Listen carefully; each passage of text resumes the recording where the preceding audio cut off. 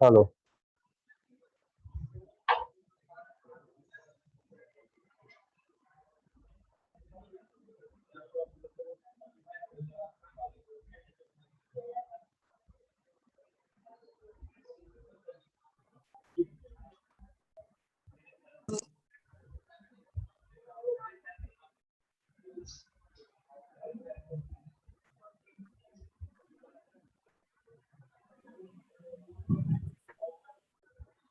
Good morning, sir.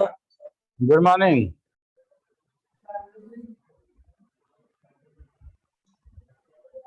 Good morning, sir. Good morning.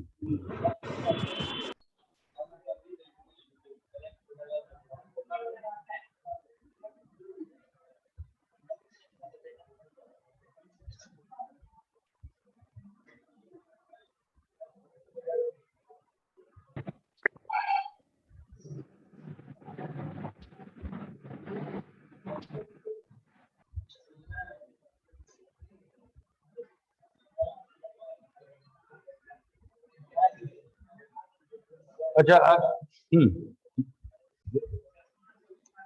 एक minute connect करते हैं।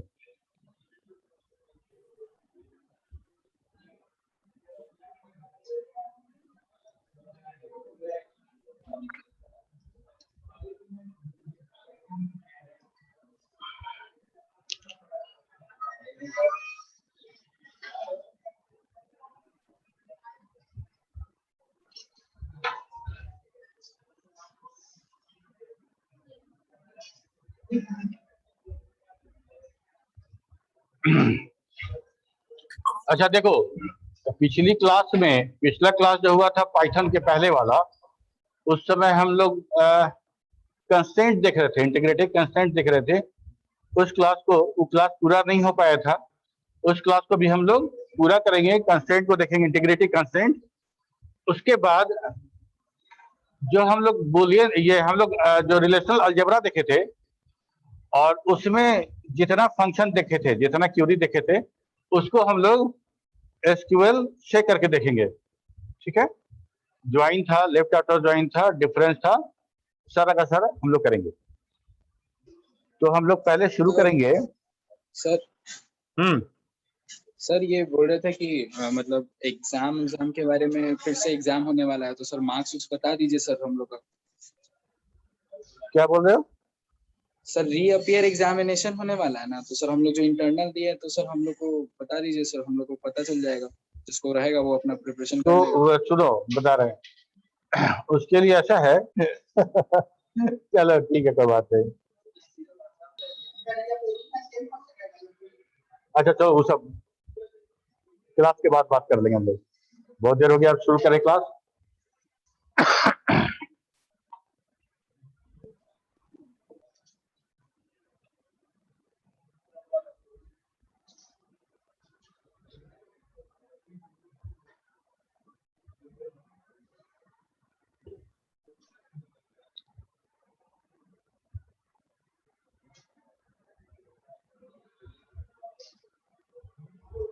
किसी सेट ए में या सेट बी में, हमको लगता है सेट बी में किसी दो इंटीग्रिटी कंस्ट्रेंट को लिखने की बात कही गई थी, सवाल था।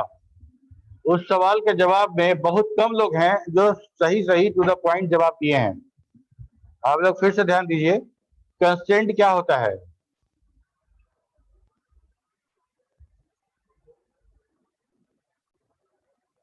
हमारा डेटाबेस इंटीग्रिटी उसका मेंटेन हो, इसके लिए कुछ रूल्स इंपोज किया जाता है। कुछ रूल्स हम उस पर स्टैब्लिश करते हैं ताकि डेटाबेस उस रूल को फॉलो करे और उसकी इंटीग्रिटी बरकरार रहे, वो प्रिजर्व रहे। तो in Oracle constraint are a facility to enforce rules to make sure that only allowable data value are stored in the database. A constraint, as the name suggests, puts restrictions, checks on the type of the value of the data that can be stored in the database table. Oracle provides below constraint to enforce data integrity. पहला था not null. Not null कहने का मतलब, तुमको अगर God's rule याद हो तो उसमें हम लोग नल के बारे में बहुत अच्छे से डिस्कशन किए थे कि नल हमारा क्या होता है और क्यों यूज करते हैं। ठीक है, नल का मतलब, अगर किसी कॉलम में नल है इसका क्या मतलब,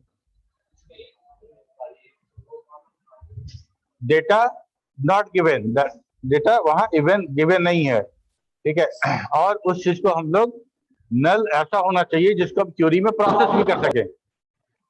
अगर किसी कॉलम में अगर हमको इन्फोर्स करना है यूजर को डेटा एंट्री के समय कि ये मैंडेटरी फील्ड है, ये आप स्किप नहीं कर सकते, ये आप छोड़ नहीं सकते, स्किप नहीं कर सकते, तब हम क्या करेंगे? मनीष क्या बात कर रहे हो? और सुबोध अलग अलग बैठो। ठीक है, तो नॉट नल का मतलब कि हम जिस टेबल पे नॉट नल लगा देंगे उसको आप डेटा एंट्री के समय खाली नहीं छोड़ सकते। ठीक है, अगर मान लो हम क्रिएट टेबल हम कर रहे हैं तो करना क्या है कि टेबल का एट्रीब्यूट का नाम, उसका डेटा टाइप और उसके आगे स्पेस देके कॉमा देने के पहले हम सीधे लगा देते हैं नॉट नल, नॉट नल। तो वो हमारा attribute not null constraint carry करने लगता है। अगर मान लो कोई टेबल हम बनाए हैं और उसमें नॉट नल नहीं लगाए हैं, बाद में हमको लगता है कि नॉट नल होना चाहिए था, तो हम टेबल अल्टर करेंगे और अल्टर करने के बाद उस एट्रीब्यूट को मॉडिफाई करेंगे, मॉडिफाई करके हम उसको नॉट नल लगा देंगे। ठीक है, ये क्यूरी हम देखें यहाँ पे, देखो alter table sales modify bracket के अंदर कस्टमर आईडी नॉट नल। ठीक है,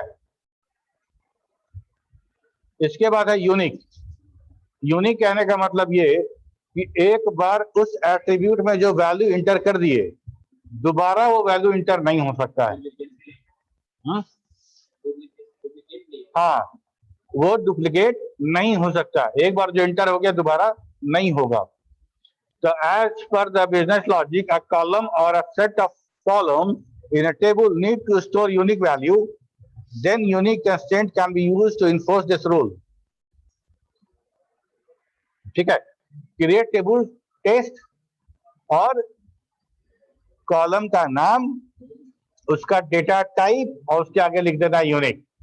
सिंपल, कितना आसान है, देखो कुछ नहीं करना है। हम लोग क्रिएट टेबल, अगर तुमको याद है क्रिएट टेबल का, अगर तुमको क्यूरी याद है तो जिस एट्रीब्यूट के साथ नॉट नल लगा दोगे वो नॉट नल कैरी करेगा, जिसके आगे यूनिक लगा दोगे वो यूनिक कैरी करने लगेगा।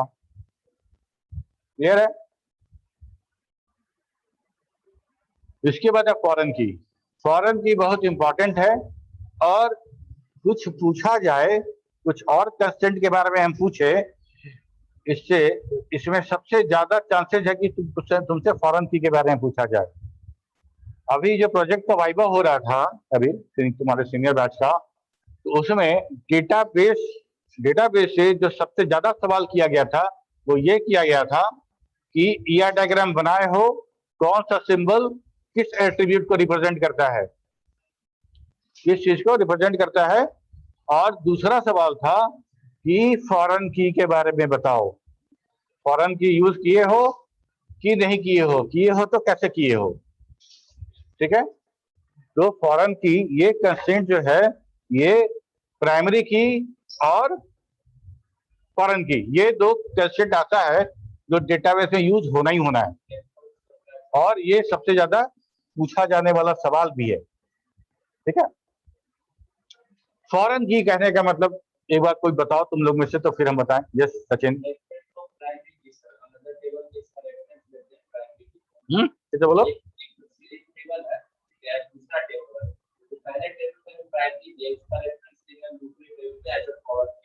गुड। अच्छा, हम लोग ये बात किए थे कि डेटाबेस जो हमारा है वो रिडंडेंसी को कम करने के लिए है। रिडंडेंसी हम वहां पे अवॉइड करते हैं। अगर नहीं करेंगे रिडंडेंसी को, अगर हम मिनिमाइज नहीं करते हैं तो क्या होगा, हमारा डेटाबेस जो है वो कंसिस्टेंट नहीं रह पाएगा। ठीक है, जो बहुत सारा एनोमली जो पढ़े थे, इंसर्ट अपडेट डिलीट एनोमली जो था वो रिडंडेंसी के कारण हो रहा था, जिसके कारण हम लोग नॉर्मलाइजेशन पढ़े थे, याद है सब? ठीक है, तो अब रहा बात कि अगर मान लो कोई एक चीज, जैसे ध्यान देना यहाँ पे, अगर मान लो किसी ऑफिस में, किसी कंपनी के किसी ऑफिस में सारे एम्प्लॉय का डेटाबेस लिखा गया, वो कुछ इस तरह से था कि उसका एम्प्लॉय आईडी, उसका नेम, उसका एड्रेस वैड्रेस सब हो गया, और किस डिपार्टमेंट में काम करता है, किस डिपार्टमेंट में काम करता है। तो किसी में मार्केटिंग लिखा हुआ है, बहुत सारा मार्केटिंग आएगा, बहुत सारा उसमें सेल्स आएगा, बहुत सारा अकाउंटिंग अकाउंट्स आएगा, बैक ऑफिस आएगा, ऐसा बहुत सारा डिपार्टमेंट होगा ना। अच्छा, मान लो मार्केटिंग में टोटल 50 लोग काम करते हैं, तो 50 एम्प्लॉय के करस्पॉन्डिंग डिपार्टमेंट में मार्केटिंग लिखा होगा कि नहीं? अगर 50 लोग सेल्स में काम करते हैं, सेल्स मार्केटिंग शायद एक ही हुआ, फिर भी अलग अलग डिपार्टमेंट लो, अकाउंट्स, तो 50 बार अकाउंट्स आएगा। इसी चीज को हम कह रहे हैं क्या, कि ये जो डेटा रिडंडेंट आ रहा है मेरे पास, इसको कैसे एलिमिनेट किया जाए, ठीक है।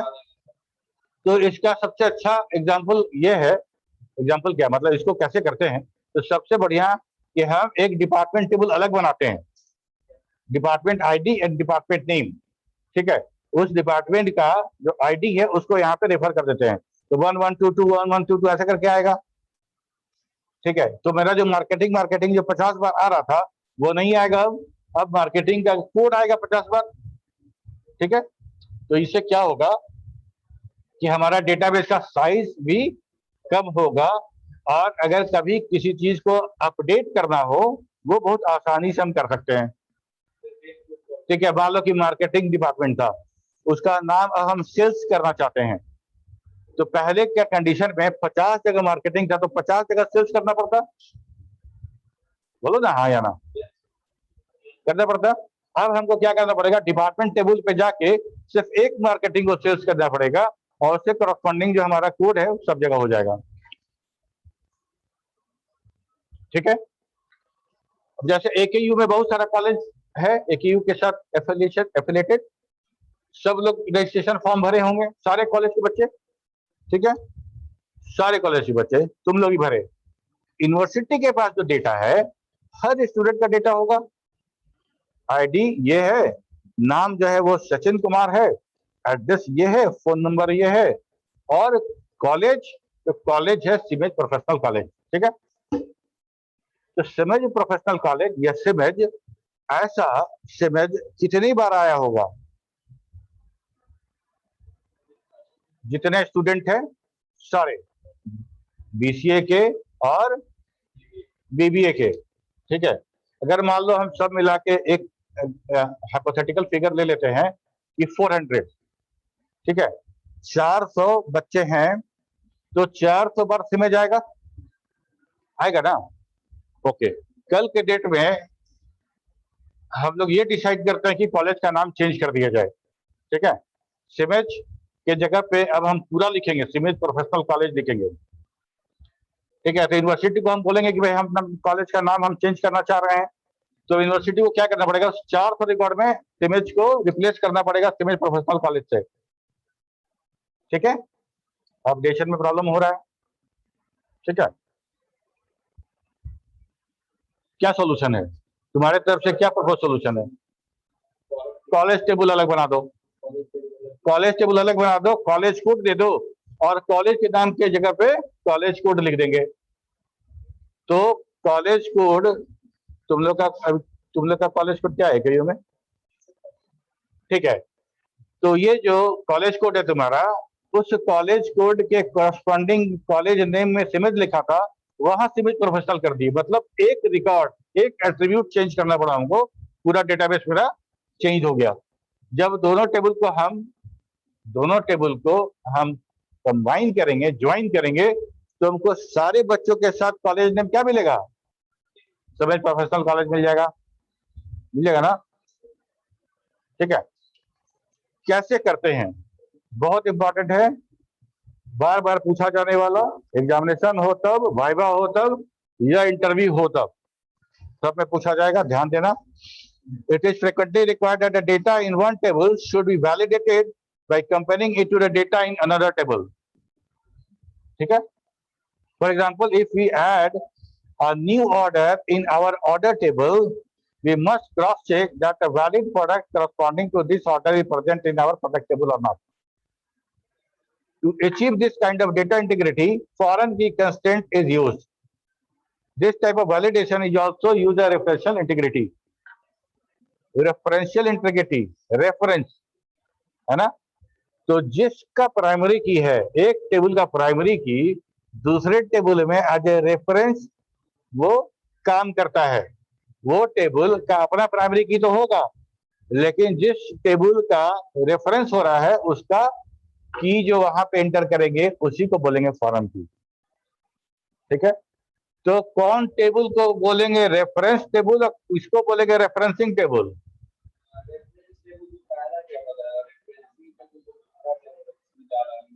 Good. A foreign key constraint always makes a reference to a primary key or a unique constraint of other tables. The table that has a foreign key defined is called the referencing table. The table, देखो यहाँ लिखा हुआ है, the table that has a foreign key defined is called the referencing table. A reference कौन है? जिसका primary key हम लेके आए हैं। The table that has a primary key or unique key constraint defined is called a reference table. Null value are allowed in the foreign key column.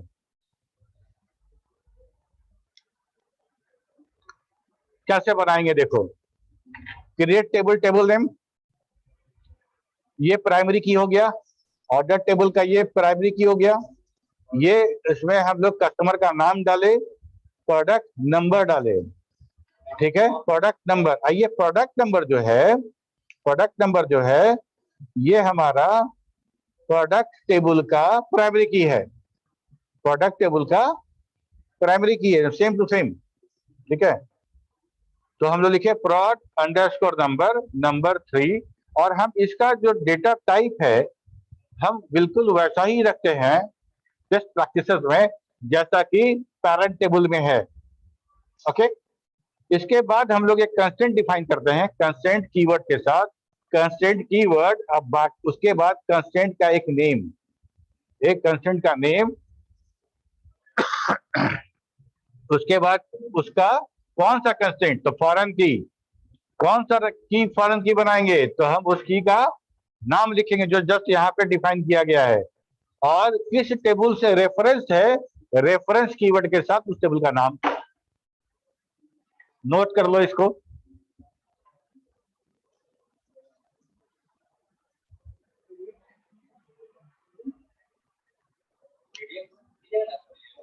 हाँ करेंगे, फिर भी नोट कर लो। ठीक है,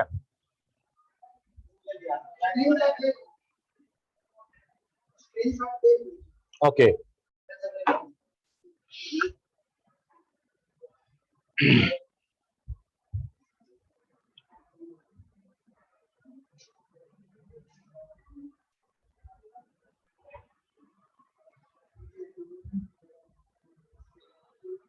आप नॉट हो जाएगा, प्रोडक्ट नंबर भी नॉट डन रखना पड़ेगा, कि अगर वो ना हो गया तो आप ही नहीं करेंगे, नॉट डन प्रोडक्ट नंबर भी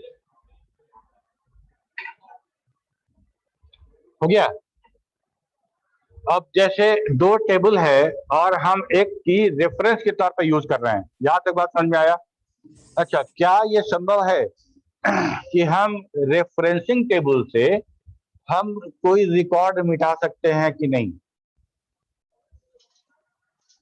कहने का मतलब ये कि अगर एक कंपनी में जो डिपार्टमेंट टेबल है उसमें सेल्स डिपार्टमेंट का एंट्री है मेरे एम्प्लॉय टेबल में, अब हम चाहते हैं कि अपने सेल्स टेबल में से, अपने डिपार्टमेंट टेबल में से सेल्स वाला जो रो है उसको डिलीट कर दें, सेल्स वाला जो रो है वो डिलीट करना चाहते हैं, कर सकते हैं कि नहीं? मान लो हम सेल्स वाला डिलीट कर दिए, ठीक है, और उसका था डिपार्टमेंट आईडी 3, डिपार्टमेंट आईडी 3, तो 3 एंड सेल्स, ये पूरा कॉलम डिलीट हो गया। ओके, अब तुम आओ वापस एम्प्लॉय टेबल में। एम्प्लॉय टेबल में जिस जिस कॉलम में 3 है उसको कैसे कनेक्ट करोगे? ज्वाइन करेंगे तो क्या आएगा वैल्यू उसके साथ? तो यही है, ये इंटीग्रिटी कंस्ट्रेंट है कि आप दो टेबल अगर इस तरह से रेफरेंस किया गया है तो आप चाइल्ड टेबल का, रेफरेंसिंग टेबल का कोई रिकॉर्ड डिलीट नहीं कर सकते, कोई रिकॉर्ड डिलीट नहीं करते। जैसे ही डिलीट करेंगे तो एरर एक्सेप्शन जो थ्रो करेगा कि ये रेफरेंस है, ये इंटीग्रिटी फॉरेन की कंस्ट्रेंट वायलेट हो रहा है। ठीक है, एक और तरीका है, एक तरीका ये है कि अगर हम उसको ऑन डिलीट कैस्केड डिफाइन कर दें फॉरेन की को, तब ये हो सकता है कि अगर जो हम डिलीट करेंगे जो रिकॉर्ड फॉरेन जो चाइल्ड टेबल का, रेफरेंसिंग टेबल का, उससे रिलेटेड जितना डेटा पेरेंट टेबल में होगा वहां से भी साथ में डिलीट हो जाएगा। ये बात समझे कि नहीं समझे तुम लोग?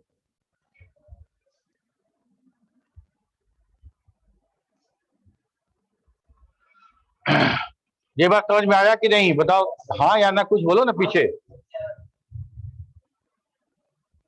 ठीक है, तो हम लोग क्या कर रहे थे कि डिपार्टमेंट आईडी 3 और डिपार्टमेंट नेम सेल्स, इसको डिलीट कर दिए। ठीक है, इसको डिलीट कर दिए। अगर ये डिलीट होगा तो इसका मतलब ऑन कैस्केड डिलीट अगर हम ऑन कर देते हैं तब क्या होगा कि जैसे ही हम वो रिकॉर्ड डिलीट करेंगे हम डिपार्टमेंट टेबल से, तो जितने सेल्स के पर्सन हैं, जितने बंदे सेल्स के हैं एम्प्लॉय टेबल के, वो सारा रिकॉर्ड एम्प्लॉय का खुद डिलीट हो जाएगा।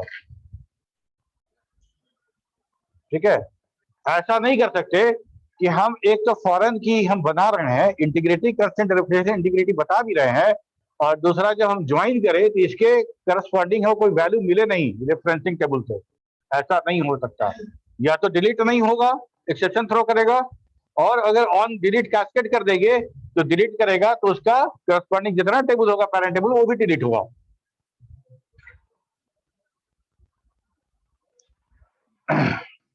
इसके बाद लास्ट है चेक। याद करो जब हम लोग रिलेशनल शुरू किए थे, रिलेशनल डेटाबेस जब हम शुरू किए थे, रिलेशनल मॉडल, तो हम लोगों ने बात किया था डोमेन के बारे में। डोमेन के बारे में कि हर एट्रीब्यूट जो है उसका एक डोमेन होगा। डोमेन मतलब लिस्ट ऑफ पॉसिबल वैल्यू। ठीक है, तो उसको कैसे हम लोग चेक कर सकते हैं? Check constraints are used to enforce one or more condition to be checked for the data. Alter table, अब इसको ध्यान से देखो, alter table customer add constraint, table बना हुआ है, कस्टमर टेबल पहले से बना हुआ है, उसमें ये कंस्ट्रेंट ऐड कर रहे हैं हम लोग, तो टेबल को अल्टर करेंगे। हाँ, अल्टर टेबल, टेबल नेम, और क्या करना है? ऐड करना है, मॉडिफाई करना है, क्या करना है? ऐड करना है। Add constraint customer credit limit, ये हमारा कंस्ट्रेंट का नाम हो गया, this is the name of the constraint.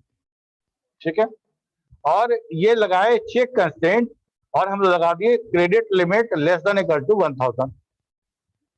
यहाँ पे वैसा कोई भी डेटा जिसकी वैल्यू हमको इन्फोर्स करनी है वो हम यहाँ पे चेक लगाएंगे।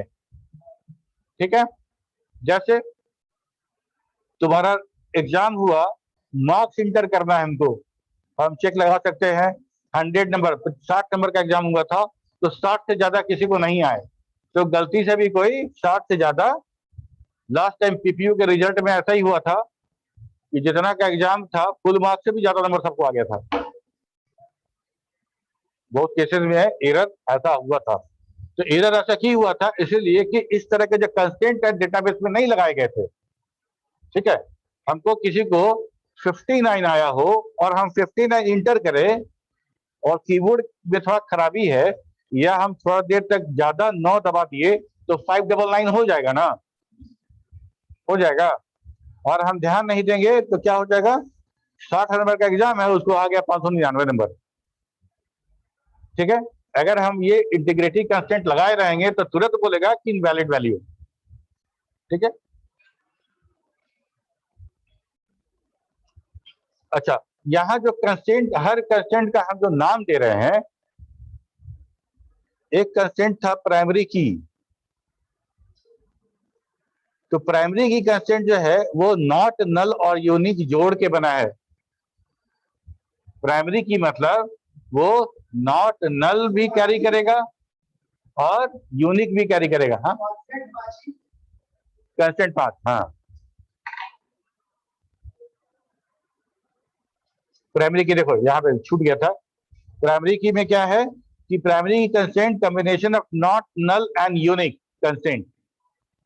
The column or the set of columns on which primary key is defined will allow only unique and not null value. ठीक है।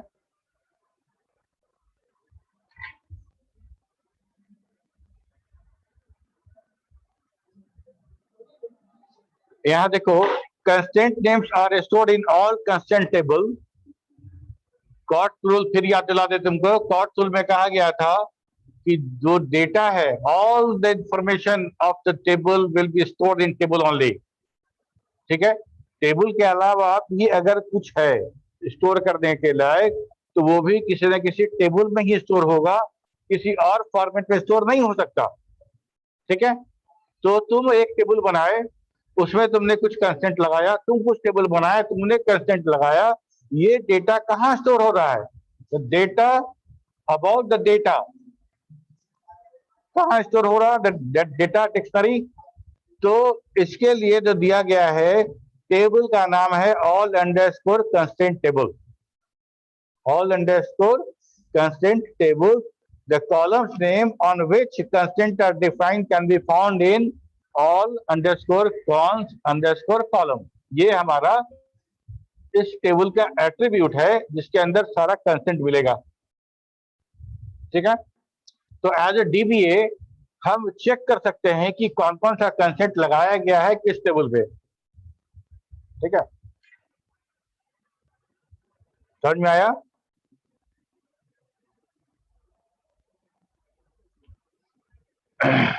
राज वल्लभ कुमार, ये क्या कर रहे हो?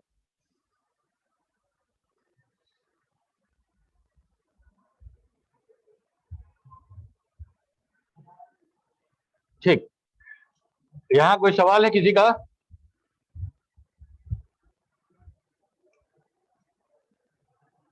No sir. ठीक है। इसके बाद हम लोग ये देखेंगे कि हम लोगों ने जो एसक्यूएल हम लोग रिलेशनल अलजेब्रा जो पढ़े थे उसके बारे में हम तुमको थोड़ा सा क्यूरी पे दिखाना चाहते हैं कि वो कैसे होगा। यहाँ पे हम लोग तो वहां पे सिग्मा और पाई लगा के तो सब काम कर दिए। ठीक है, यहाँ पे कैसे होगा ये देखो। ठीक है, हम ये सारा का सारा टेबल हम क्यूरी रन कराए हैं और उसका स्क्रीनशॉट लगाए हैं यहाँ पे ताकि तुमको समझा सकें। ईएमपी टेबल है, ईएमपी टेबल में ये सारा डेटा है। ठीक है, और नोटिस करो कि 110 राहुल, उसका डिपार्टमेंट आईडी नहीं दिया गया है, उसका डिपार्टमेंट आईडी मिसिंग है, वो नहीं दिया गया है। ठीक है, और ये हमारा डिपार्टमेंट, ये हमारा डिपार्टमेंट और ये मेरा एम्प्लॉय, ये दो टेबल है। इस दो टेबल को हम लोग नेचुरल ज्वाइन करेंगे तो क्या होगा? तो क्यूरी कैसे लिखते हैं देखो, select A dot EMP ID, A dot name, B dot department name, D name from EMP A. अगर ए के जगह पे जो एलियस ए बनाए हैं, ए के जगह पे हम ईएमपी खुद भी लिख सकते थे, ये बनाए थे तुम लोग को। तो from EMP A natural join department B. ठीक है, कौन कौन सा एट्रीब्यूट इसमें इन्वॉल्व हो रहा है देखो, ईएमपी आईडी, एम्प्लॉय आईडी और एम्प्लॉय का नेम, एम्प्लॉय का आईडी, एम्प्लॉय का नेम, और बी टेबल से मतलब डिपार्टमेंट टेबल से डिपार्टमेंट नेम ये। ठीक है, तो हम लोग क्या किए हैं, नेचुरल ज्वाइन किए हैं, नेचुरल ज्वाइन। तो नेचुरल ज्वाइन जब किए तो हमको ये वाला डेटा आया, और जब नेचुरल ज्वाइन किए तो वो जिसका डिपार्टमेंट इंफॉर्मेशन मिसिंग था वो छट गया। देखो 110 राहुल, इसका डिपार्टमेंट नहीं था, नेचुरल ज्वाइन किए थे, जो जो डेटा यहाँ था वो सारे डेटा को हम वहां से फिल्टर करके इसके साथ मैच कराए और जो डेटा छूट गया था उस डेटा को यहाँ वो चीज रह गया, नहीं आया। ठीक है, ये सारा का सारा जो तुमको अब दे गया, ये तुम लैब में करके हमको दिखाओगे। ठीक है, अब ये देखो हम लोग लेफ्ट ऑटो ज्वाइन कर रहे हैं, उसी टेबल को लेफ्ट ऑटो ज्वाइन कर रहे हैं। लेफ्ट ऑटो ज्वाइन में क्या होगा, लेफ्ट वाला टेबल सेलेक्ट करेंगे और लेफ्ट वाला टेबल के करस्पॉन्डिंग जो जो चाइल्ड टेबल में होगा उस टेबल का डेटा आएगा, और जो नहीं आएगा, जो नहीं है वो मिस रहेगा। याद करो जो हम लोग देखे तो उसमें हम लोग स्क्वायर और क्यूब देख रहे थे। नंबर था उसका स्क्वायर था, एक टेबल था जिसमें क्यूब था, दोनों को हम लोग लेफ्ट ऑटो ज्वाइन और राइट ऑटो ज्वाइन कराए थे। यहाँ पे जब हम लेफ्ट ऑटो कैसे क्यूरी कैसे लिखेंगे, देखो select A dot E M P I D, A dot name, B dot department name from E M P A, left outer join department B. ठीक है, left outer join department B. किस attribute पे, कुछ common attribute तो होना चाहिए ना, बगैर उसके तो ज्वाइन होगा नहीं। तो on A dot department ID बराबर B dot department ID. Clear है?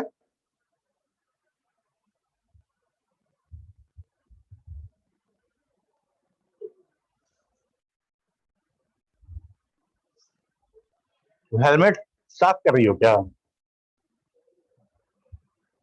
इधर ध्यान दो ना।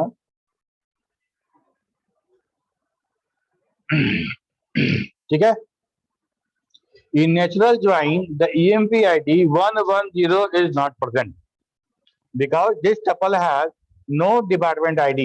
It is natural join in which the row common to both table is considered, where as in the left outer join left table is considered and the corresponding matching value from the right table is taken. If any corresponding value is missing, null will be considered. Notice 110 Rahul tuple which has no department name because of no department ID. यहाँ पे department ID नल है because कि हम दोनों table को जब हम join किए तो हमको यहाँ से राहुल के करस्पॉन्डिंग कुछ डिपार्टमेंट का नाम नहीं मिला।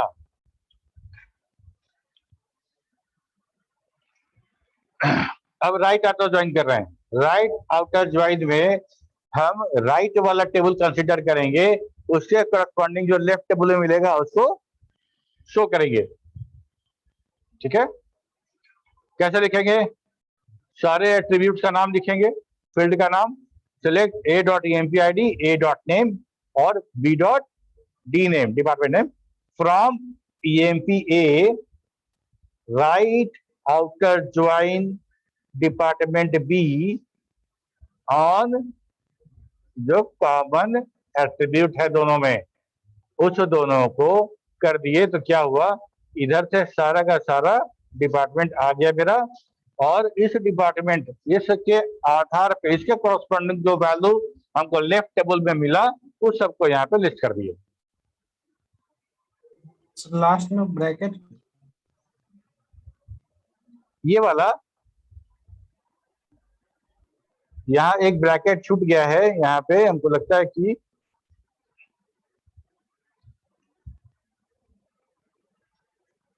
ठीक है।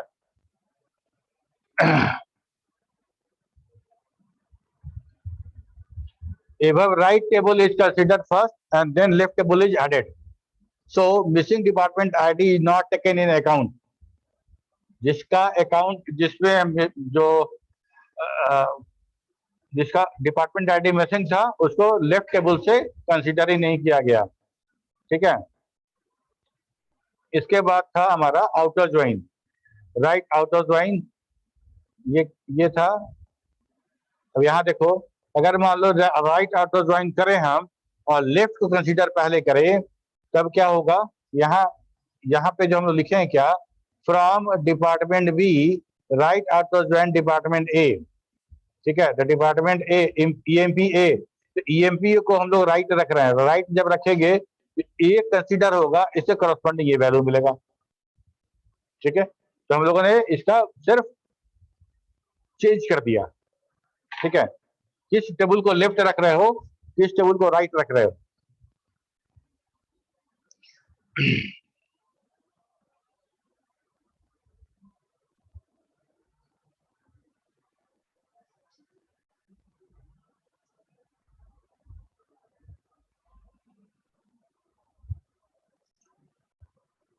अच्छा, यहाँ पे 101 2 3 4 5 6, 1 2 3 4 5 6, 101 3 4 5 और 6 नहीं है। ठीक है, तो हम इस दोनों का यूनियन निकालना चाहते हैं, दोनों डिपार्टमेंट आईडी का यूनियन।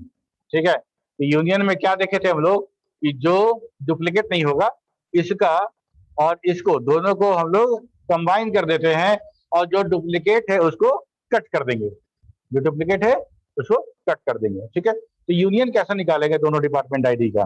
ठीक है, तो हम लोग यहाँ दिखा रहे हैं क्या कि ये डिपार्टमेंट आईडी है मेरा और ये डिपार्टमेंट आईडी यहाँ से है, दोनों क्योंकि उसी का रेफरेंस है, फिर भी हम लोग इसका निकालते हैं यूनियन। कैसे लिखेंगे, select department ID from EMP, union select department ID from department. ठीक है, दोनों का यूनियन निकाले, सारा का सारा डिपार्टमेंट आईडी हमको सेलेक्ट हो गया। The only difference between union and union all is that the union all will not remove duplicates rows or record. Union all कर देंगे तो डुप्लीकेट रिकॉर्ड जो है वो फिल्टर नहीं होगा, डुप्लीकेट भी आएगा। ठीक है, ये इंटरव्यू में सवाल पूछा जाता है कि what is the difference between union and union all. ठीक है, जो सेट थ्योरी का जो यूनियन कॉन्सेप्ट है उसमें कि दो सेट को अगर यूनियन लो तो हमारा जो डुप्लीकेट से रिकॉर्ड है वो अब हम उसको हटा देते हैं, उसको लिस्ट में नहीं रखते हैं, उसको सेट में नहीं रखते हैं, तो हमारा यूनियन वही यूनियन है। लेकिन यूनियन ऑल करेंगे तो सारा का सारा रिपीट हो जाएगा, अगर रिपीटिशन होगा तो उसको अलाउ कर देगा। इंटरसेक्शन, इंटरसेक्शन मतलब कि दोनों में से इंटरसेक्ट करना है। 1 2 3 4 हमारा डिपार्टमेंट आईडी में था 1 2 3 4 है और 5 और 6 सेल्स और टेस्टिंग वाला यहाँ नहीं है। अगर दोनों को इंटरसेक्शन करेंगे तो 5 और 6 छट जाएगा कि रहेगा? हाँ, हट जाएगा। ठीक, इंटरसेक्शन में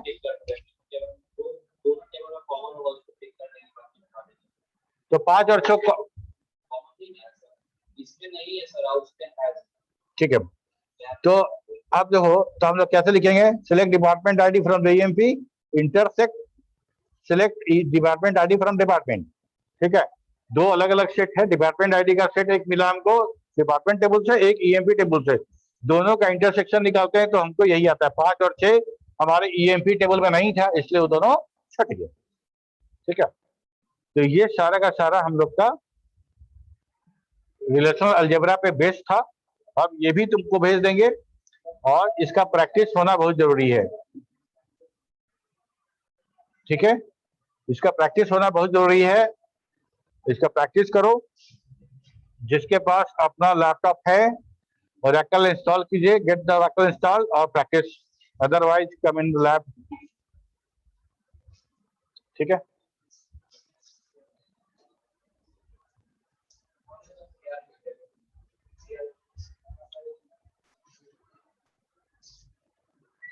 ओके। तो फिर हम आज का सेशन हम लोग का खत्म हुआ। अगले क्लास में हम लोग कुछ और किसी और टॉपिक पे बात करेंगे। कोई टॉपिक अगर रिवीजन के लायक लगता हो तुम लोग को तो बताना, हम लोग उसको रिवाइज भी करेंगे। ठीक है, और अब हम लोग का सिर्फ एक टॉपिक बचा है, वो है PL/SQL। PL/SQL बचा हुआ है और सारा का सारा सिलेबस के ग्रुप में भेज देते थे। तो ये डॉक्यूमेंट हम लोग के ग्रुप में बिल्कुल बिल्कुल, हाँ अभी भेज देंगे, प्रैक्टिस करने में ज्यादा कन्वीनियंस होगा। हाँ सही है, भेज देंगे तुमको। और चलो फिर ठीक है, चलो बाय बाय, मिलते हैं अगले क्लास में।